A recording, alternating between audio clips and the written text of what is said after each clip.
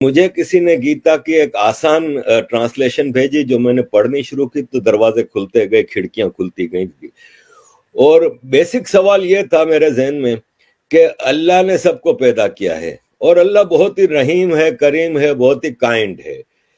تو پھر میں یہ سوچتا تھا کہ پھر ایک کائنڈ ہے وہ کہتا ہے کہ جو کلمہ نہیں پڑھتا اس کو میں جہنم کی آگ میں جلاؤں گا. تو میں سوچتا تھا کہ یار میرے بچے ہیں، اگر اس میں سے ایک بچہ میری بات نہیں مانتا تو کیا میں اس کو آگ میں جلا سکتا ہوں؟ تو جب میں ایک انسان نہیں کر سکتا تو وہ رحیم و کریم کیسے یہ کر سکتا ہے؟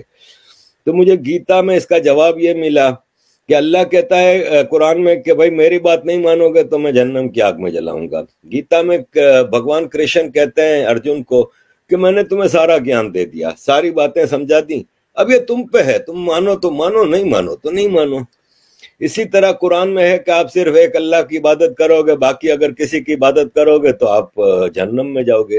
گیتا کہیں آپ کو کنفائن نہیں کرتی کہ آپ صرف کرشن جی کی پوجا کرو گے یا آپ گنپتی جی کی. وہ کارما پہ سارا زور ہے کہ اپنے عمل اچھے بناؤ، انسان، جانور، پھل پھول پودے ہر چیز کا خیال رکھو.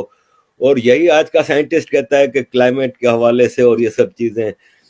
گیتا کہتا ہے کہ نرم صاف ستھری فوڈ کھاؤ، وہی آج کل بایو فوڈ کے اوپر بہت زیادہ زور ہے. تو یہ سارے جوابات مجھے گیتا سے ملنے لگے.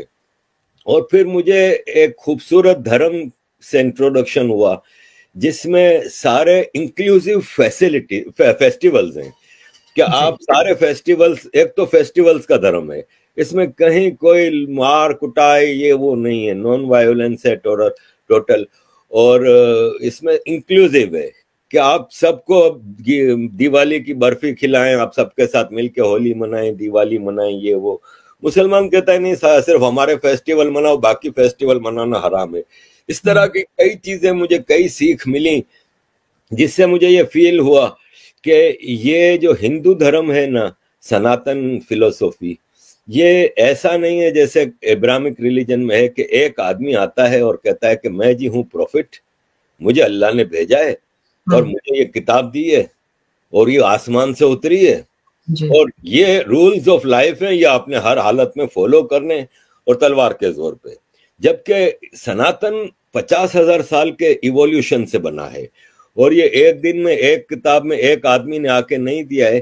اس میں وید آئے، پرانے آئے، گیتا، رامائن، اس میں مختلف دور میں مختلف سیکھ دی گئیں اور ایک بیسک آئیڈیولوجیکل فیض ڈیولپ ہوا جس میں کہیں بھید بھاؤ نہیں ہے.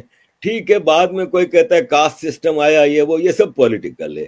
اور یہ جب انویڈرز کا زمانہ تھا اس میں ان چیزوں کو زیادہ ایکسپلوئٹ کیا گیا تاکہ مالائن کیا جائے ہندوازم کو، اور ابراہمک ریلیجن جنہوں نے یہاں پہ انویژن کیے تھے وہ اپنے آپ کو یہاں پہ فیمس کر سکیں یا ایڈجسٹ کر سکیں یا آکیوپائی کر سکیں.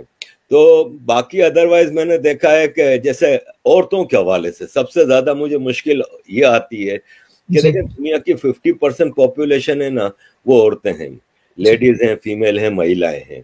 اور اسلام میں کلیئر الفاظ میں، آج صبح ہی میں نے ویڈیو لگائی ہے کہ کلیئر الفاظ میں کہا ہے کہ عورت ہے نا وہ مرد کی غلام ہے، اور مرد جب جس وقت جیسی بھی حالت ہو عورت کی وہ بلائے تو عورت اس کو اوبے کرے. اور ایک طرف کہا جاتا ہے کہ اسلام نے عورت کو اتنا بڑا درجہ دیا کہ اس کے پاؤں کے نیچے جنت رکھ دی، لیکن وہی ماں اپنے شوہر سے کے ہاتھوں پٹتی رہتی ہے، وہی ماں اپنے بیٹے کی اجازت کے بغیر گھر سے باہر قدم نہیں رکھ سکتی.